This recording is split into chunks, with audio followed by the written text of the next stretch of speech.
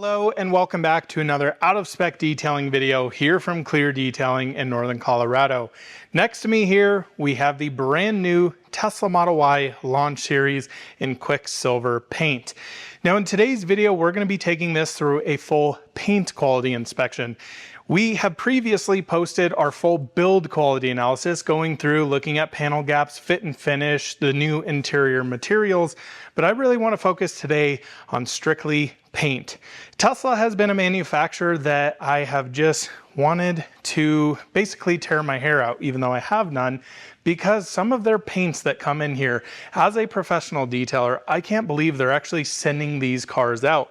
And mostly those cars are coming from Fremont. And Fremont has been pretty notorious for having very uneven paint throughout, having lots of dust nibs, having lots of sanding marks from factory. So I'm very anxious to take this Quicksilver Model Y built in Texas to see how the paint's actually looking. So welcome back and let's jump into it.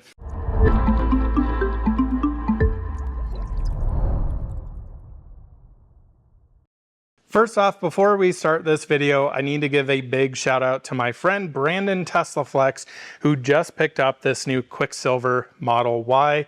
He just recently picked this up literally a couple of hours ago from the Loveland Service Center. I went over there, filmed a delivery video for Out of Spec Reviews, filmed some videos for his channel. We've already filmed a build quality analysis. Again, if you're interested in that, I'll leave it in the link in the description below. But today we're talking paint, and this will be an interesting one because if I stand right here, I think some of you can notice some things going on in the front here.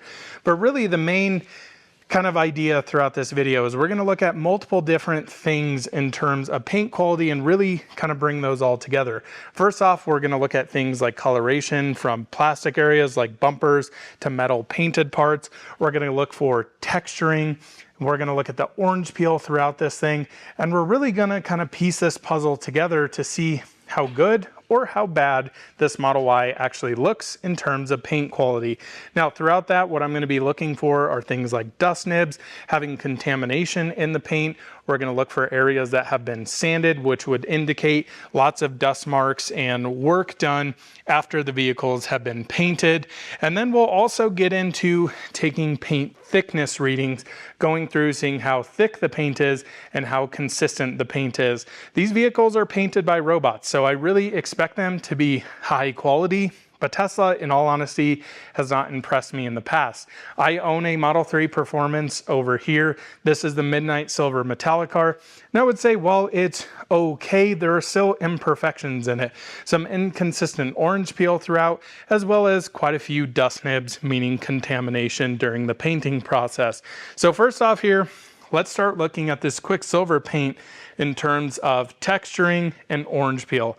Now, honestly, I gotta say, this paint is actually pretty clear looking, so it has a high level of gloss to it, which a lot of the cars that come in seem a little dull to me, and that really comes down to the paint has a lot of orange peel in it, the texturing looks a little strange throughout, and yeah, this one actually looks pretty decent. So all cars are going to have orange peel. If I move you guys over here to this Lexus LS500, this is a $118,000 vehicle, and as you can see, it's got orange peel all over it. So this is something we see on even high-end vehicles, Lamborghinis, Ferraris, Audis, Porsches. They all have their own kind of texture to it, but what I want to see is a consistent texture. I don't want to see really bad orange peel on the hood, and then this looks pretty good over here, and another area looks better, looks worse, whatever that may be. So what I'm noticing so far is I'm actually feeling like it looks pretty decent. It has a lot of clarity to it. Even looking over here, you can see it's actually pretty low in terms of orange peel. Now what I can see is areas like this up here can see quite a bit of orange peel texturing, where you come down here and it's a little bit less. So this area up here to me doesn't look that great. Moving down the side, it's a little hard to see the driver's side over here, but let's look at the A-pillar in terms of the lights. Looks pretty good up here, consistent throughout. Once we get back here, actually seeing a little bit of a change. So you can notice here, that moves here, it's a little bit more orange peel throughout. Now the interesting thing that's actually changed with the new Model Y is all of these areas here. So this used to be one solid piece of basically metal here. I believe it to probably be aluminum, and they've actually made this a plastic piece. And I think this is a plastic piece as well. We'll check it with our paint meter because we'll know very quickly if this is actually metal. Nah, this is definitely plastic. You can hear it over here. That's metal, that's plastic, that's gotta be plastic. Down here, that's definitely metal. Wow, that feels very thin, holy cow. But I wanna look a little bit more at the texturing here. Honestly looks pretty good. This actually looks surprisingly smooth in this particular area, which is a little strange for Tesla. On my Model 3 Performance, I call these kind of the horns, and they normally have a lot of texturing throughout. This one actually looks like it has very little orange peel in this particular area. Let's jump over here and look at this side. This side definitely has a little bit more. So a little bit of inconsistencies. One thing I'm noticing here, a few dust nibs right there. I think we'll find a few of those throughout. But honestly, my overall impressions so far, actually a little bit higher quality than what I've seen from Tesla. So looking down the side here, actually looking pretty darn good. And here, again, we're gonna have orange peel, we're gonna have texturing. It's my Model 3 Performance over here. It's been fully paint corrected, fully ceramic coated. And yeah, you can still see some of that orange peel. Down the doors, yeah, honestly looks pretty darn decent. There are some areas that are a little worse, like I'm seeing this area here, you can see quite a bit of orange peel, but then up here, it actually looks pretty smooth throughout. It's very hard to see this because the light really changes as you move throughout it. But honestly, in terms of orange peel and texturing, I would say this is actually better than what I've seen from Tesla. Even moving over here to like the mirrors, very high quality looking paint, very minimal amount of orange peel. Same here on this A-pillar. It actually looks relatively nice. So that's a good start here. Next, let's talk about bumper coloration. And as you can probably see here, front bumper quite a bit lighter than the front fender over here. The more you move around it, the more you see it. Like there, you really see it. Over here, you don't see it as much. Now, this is something I really struggle with understanding. Okay, paint has, you know, a lot of the times it's electrostatically charged. So on metal areas up here, they're sending a little bit of a current through it to get paint to actually stick on there, get a nice cohesive layer. On plastic, of course, you can't do that. So I do understand it could be slightly different. What I don't understand is color is color. So if you have, you know, a paint coat of, you know, 20% black and 80% white, whatever this car makes up with some blue hues and this and that, how does that not translate to plastic areas? And a lot of people say, well, the primers are different underneath. So why not use the same color primer to make it look the same? This to me just makes no sense. I can't understand it. Some cars do this very well. You look over here at something like this Lexus. This entire front bumper is all plastic here, and this fender is metal, and they match up absolutely perfect. Same thing over here. Metal hood, plastic bumper, they match up perfect. You look at areas like this door handle, they match up perfect. You look at areas like this rear bumper, they match up perfect. So I don't understand how a lot of people say it's not possible to do when some manufacturers do it, some don't. Now, recently we did some paint quality analysis on the new Macan EV. And surprisingly, because I always rave about Porsche, the new Macan EV has the same exact problem as the Model Y here, where the bumpers don't match. And they don't really even match, even sort of close. Now, what I normally see is that metallic can actually be different sizes, different amounts of it. Rivian is actually probably one of the worst at this, and the paint I think about most is actually Rivian Blue. Under a light with Rivian Blue, you look at it and it almost looks kind of sparse in terms of metallic. It's kind of like a pastel color with just like a few flecks here and there, where something like Quicksilver, the entire paint is just scattered with metallic over it. And then it's interesting on like Rivian's bumpers. So on the metal, it's very sparse. You go to the bumper and it's just like a glitter ball of metallic. And you're like, how does that translate? So that's something I can't really understand with how these paints actually are. Now, the weird thing is I'm looking at this mirror okay, it's not sitting right next to it. My eyes, that looks identical to that A-pillar, to the door, to the front fender here. I don't really see any difference. Let's move back here. It's slightly off, but it's way better than the front end. So this whole little bumper, it is off, isn't it? It's definitely slightly off. What about up here? So plastic, metal. Honestly, that looks as close as you could possibly get. I see little to no difference here or here. Now, I do apologize for the white balance changing. I'm not sure why it's doing it. It's only doing it on this Quicksilver car. It's been very finicky today with the camera.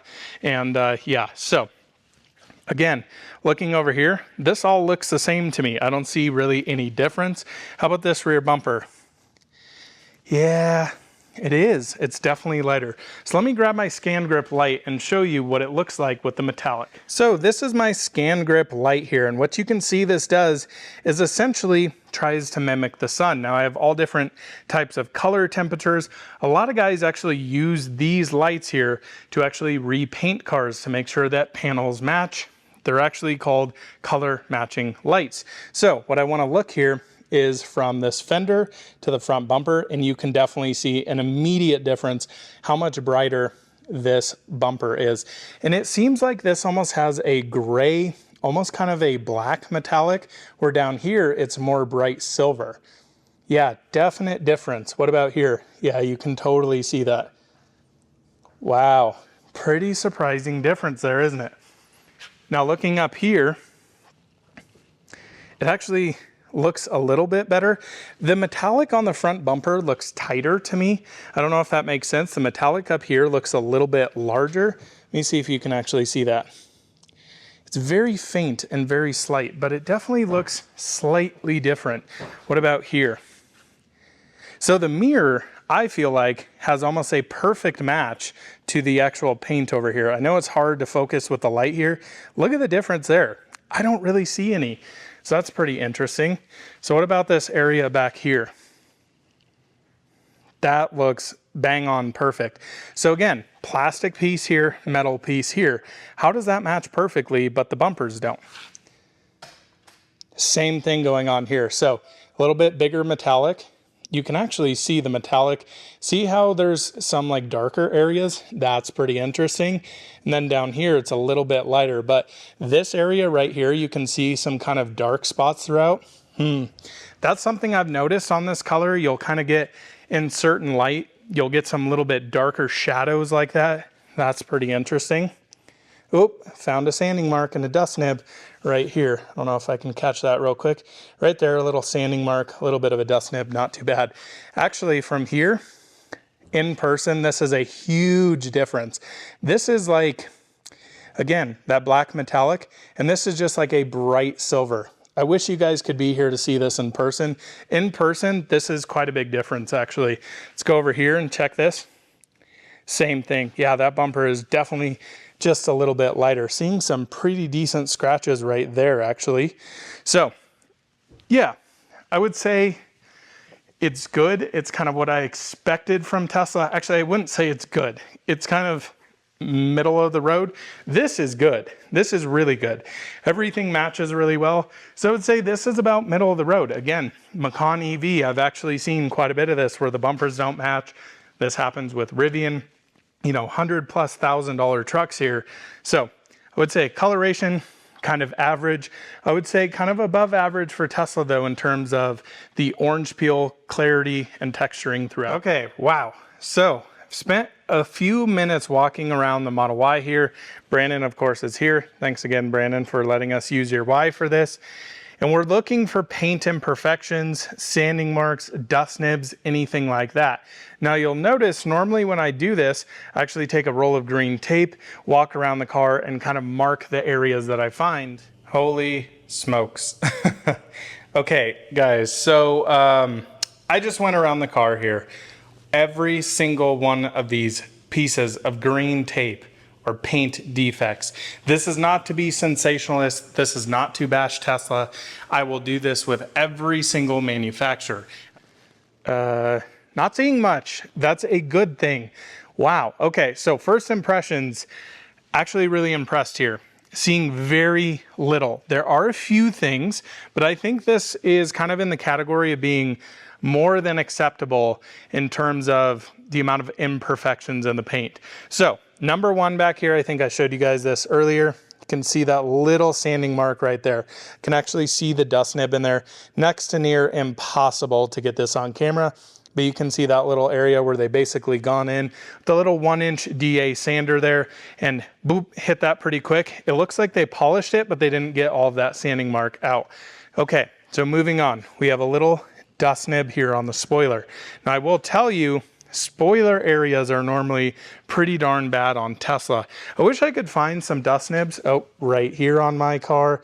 Like, you normally go through Teslas and you just start pointing out all of these little things. I see another one right there, see another one right there, right there.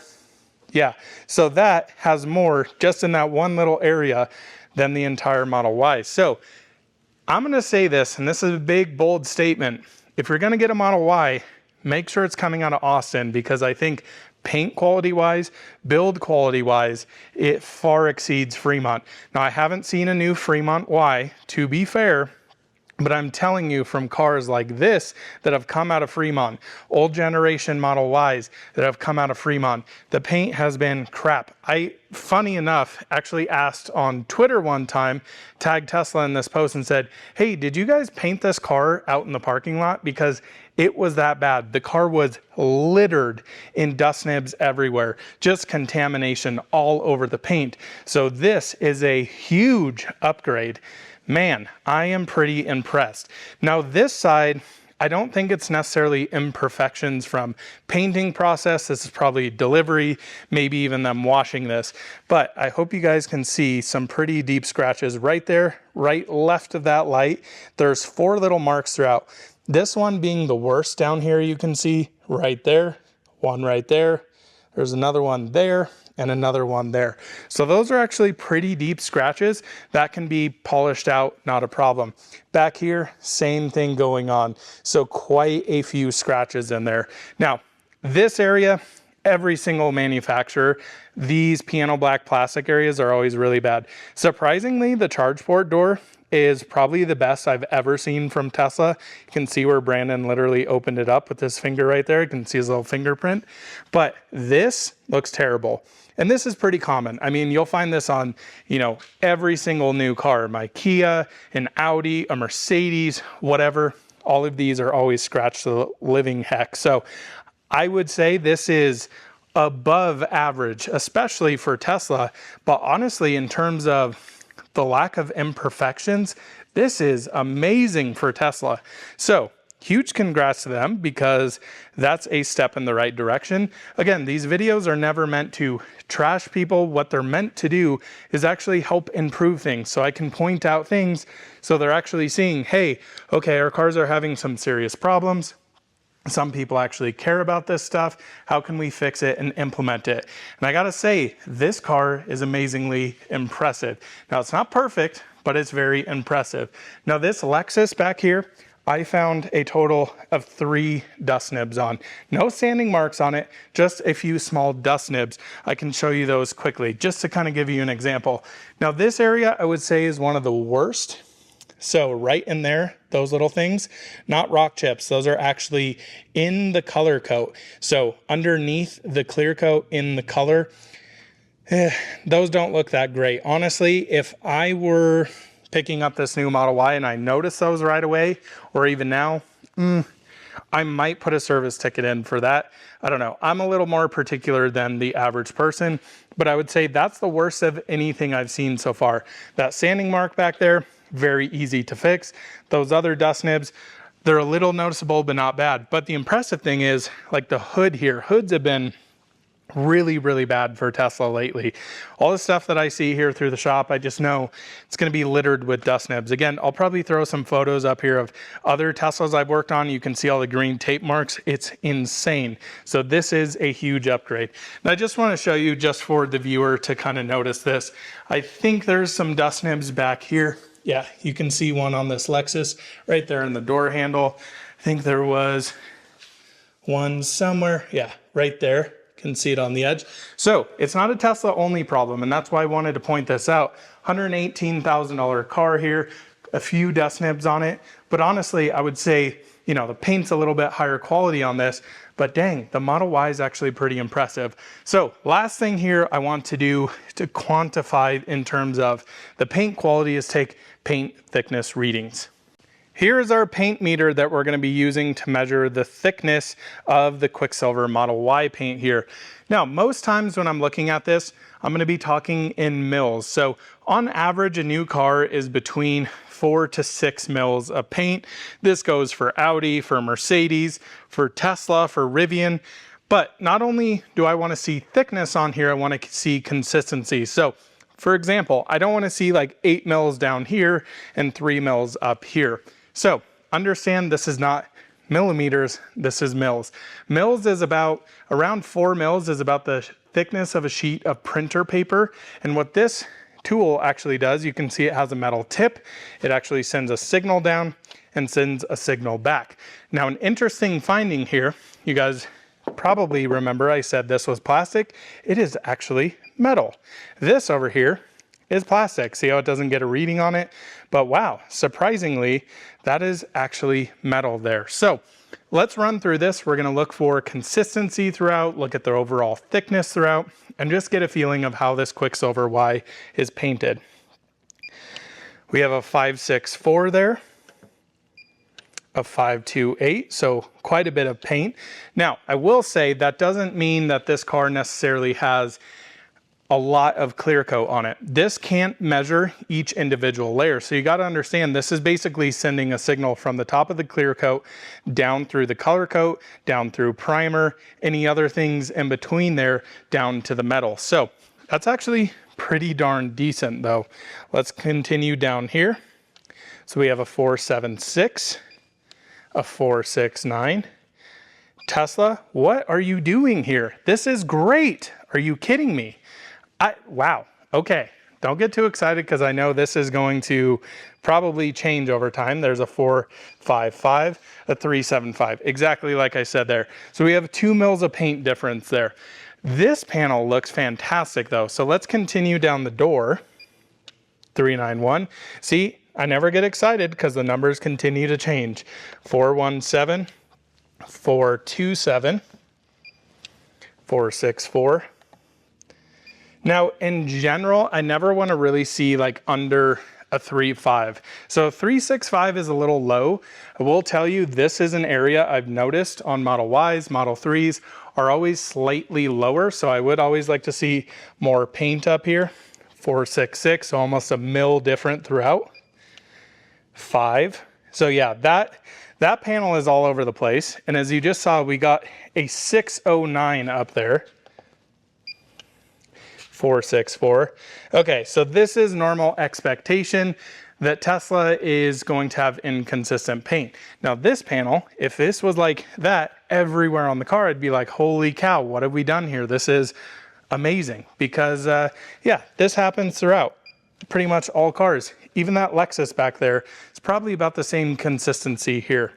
501 there, we have a 390 there on the hood, a 460, 435, let's come back here to the fender. I mean, what I'm noticing here is most of the panels are relatively consistent and then we'll get kind of a low reading in certain areas. And I'm not surprised that area because again, as you remember, the texturing up here is quite weird. So like, let's measure here, 360, let's come in here, 476. Also notice 1 dust nib, 2 dust nib. Those are so freaking small. I don't think anybody could see those. 476. 5 on the nose. 456. Let's go all the way down. 5. Yeah, I mean, Okay, I mean, I guess I'm feeling better about this car, in all honesty. Looking throughout, you know, the rest of the car, the coloration, the texturing, I would say the coloration for me is probably the biggest negative with this. Again, these bumpers, not perfect. A lot of these imperfections I could probably live with, even being a professional detailer. You know, most of those dust nibs, especially the ones back there, could easily quickly sand those out and they'd look great. So this was the panel on the other side that was really consistent. Seeing that now, mega consistent, really consistent. Whoever's painting this panel, or however it's measured on this, needs to translate to the whole rest of the car. Those rear quarters are really impressive.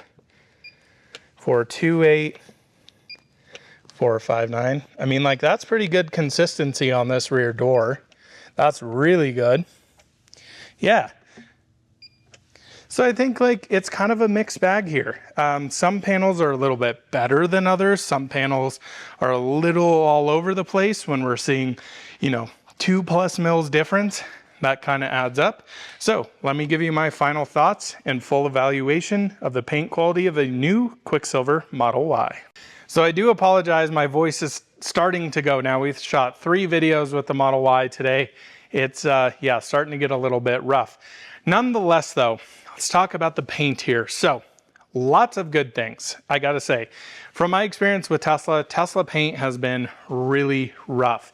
And in all honesty, if I were to go pick up this car, I'd be pretty darn pleased, especially with what I've seen from Tesla, with things I've been seeing from other cars like Rivian, from Lucid, even from Porsche. I think this actually stacks up. I think, you know, the coloration of the bumpers for me, again, I really want manufacturers to figure out how to do it. Like I just showed you back here, this Lexus, the bumpers are nearly perfect in coloration. I understand it's an expensive car. This is only, you know, $60,000. But for me, it's like you're spending $60,000 on a car. Like the paint should be pretty good, pretty consistent throughout. Now, I will say the funny thing that happens a lot of the time here is that the more you spend on cars doesn't always mean that the paint is actually the best quality. I get a lot of, you know, GT Porsches in here that have really good paint jobs, but that actually come with a lot of rotary marks, a lot of sanding marks all over them. It's kind of a mess to detail those brand new. So I actually have to give props to Tesla here. Wow, I can't believe I'm saying that in a paint quality video. That is pretty shocking. I think this has a lot to do with, you know, Austin Model Ys getting really dialed in here. Them actually taking the time to figure out these paint booths.